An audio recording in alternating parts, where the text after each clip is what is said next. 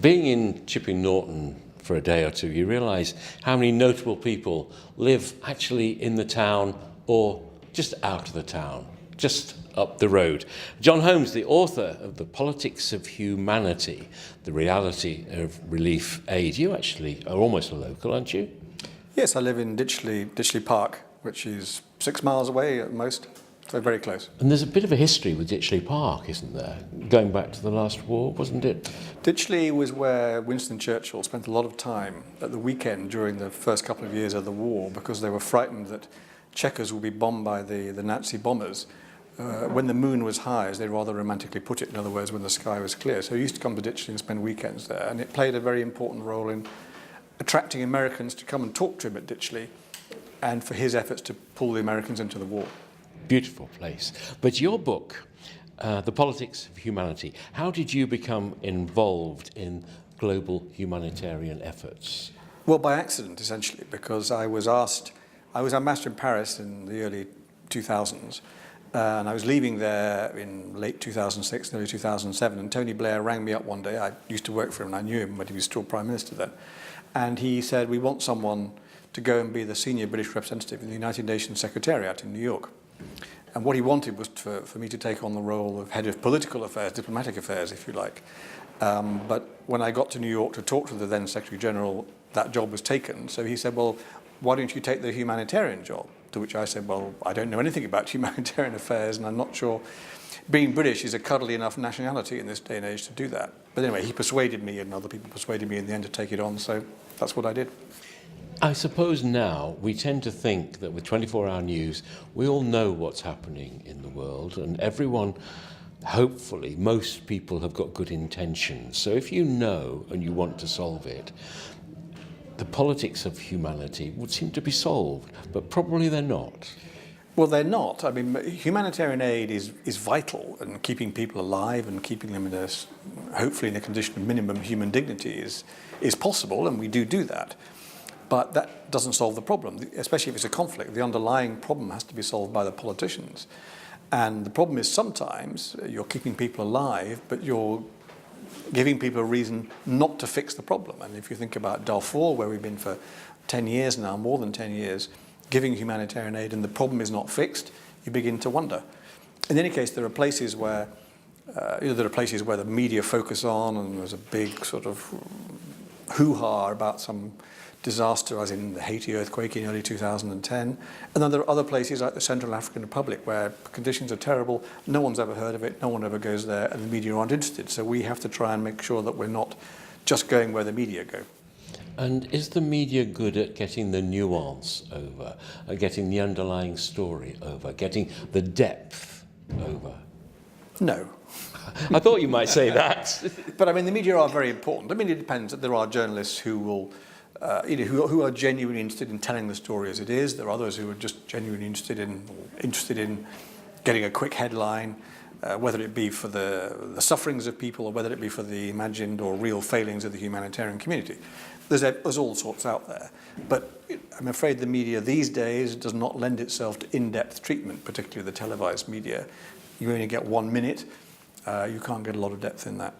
You see, I suppose, probably I'm not the only one in thinking simplistically, but I thought Bob Geldof did wonderful things on our behalf when in the mid-80s he saw in the Horn of Africa a disaster and said we've got to do something about it, and did it. But maybe that didn't change anything. Maybe it changed something for a short time, but maybe it didn't have a long-term effect.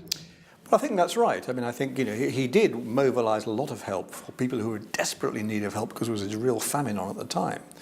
The problem comes when 10 years later you have another famine in the same place and people say, again? And then another 10 years on, or maybe another 5 years, because these things are happening more frequently, climate change is having that effect. People, there's an element of donor fatigue creeps in. So what we have to do is to make sure that we're not only addressing the immediate humanitarian issue, giving people the food and the clean water and the medical help they need, but also addressing some of the underlying causes of why that's happening, which is probably to do with, I mean, it's the climate you can't do much about, but you can do something about retention of water, better use of water, different crops, moving people away from areas which are not habitable. There are things you can do, but the trouble is, and they're not humanitarian, they're more development issues, they tend not to be treated with the same degree of urgency as the immediate crisis. So you have to do both, and you have to do both urgently. Is there a difference in the best reaction when it's a natural disaster or when it's like a civil war, like we've seen going on in Syria for two years? Is there a different response that is the right response? Well, the responses to different problems in different parts of the world are different. I mentioned the Haiti earthquake in 2010. An earthquake is a very good subject for television. It's very dramatic, you're pulling people out, there's screams, there's rubble and so on. So they gave a lot of attention to that, and that affected how much people were prepared to give to it. The same year, later that year, there was a massive flood in Pakistan with 20 million people affected, which was 10 times more than in Haiti. But the media weren't very interested because floods are rather boring on television, and Pakistan has all kinds of problems all the time. So, there was all sorts of issues why they didn't treat it as seriously, and why the response then from people, not necessarily from governments and people, was different. And there are some conflicts which attract attention for a short while anyway, because they become very sexy in the media. Darfur for a while, but not now. Syria now, but there's not enough money going into Syria. Others, I think I mentioned the Central African Republic. Problems going on there for years. No one cares at all, frankly. You see, you call your book The Reality of Relief Aid. If we are well motivated and you want to help, is it better for us to just support the politicians who represent us, or should we do something else? I think we have to do something else. I think we have to be ready to go and help people on the ground where they need that help. Of course, what we also need to do is to increase people's capacity to help themselves. We don't want to be in the position of all these things have to be done by a kind of international fire brigade that the international humanitarian community is. The more we can equip countries to help themselves, particularly to deal with natural disasters, conflicts are a bit different, the better it will be. And we are doing that slowly. But meanwhile, there are situations which go beyond what your own government can do, where there's, I think, an obligation to go and help people wherever they are. How long were you in this role? Almost 4 years. Did you come out more of an optimist or more of a pessimist?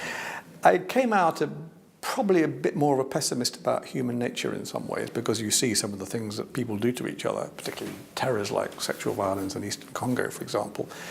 But an optimist in the sense that there are things that the aid community can do which work. And so there's too much cynicism about aid, sometimes about development aid and corruption, but humanitarian aid can do what it says on the tin, which is keep people alive and, as I say, give them a minimum hope for the future. And one last question. If there are so many aid humanitarian organisations, do they all work as one? Do they all see the world through the same prism?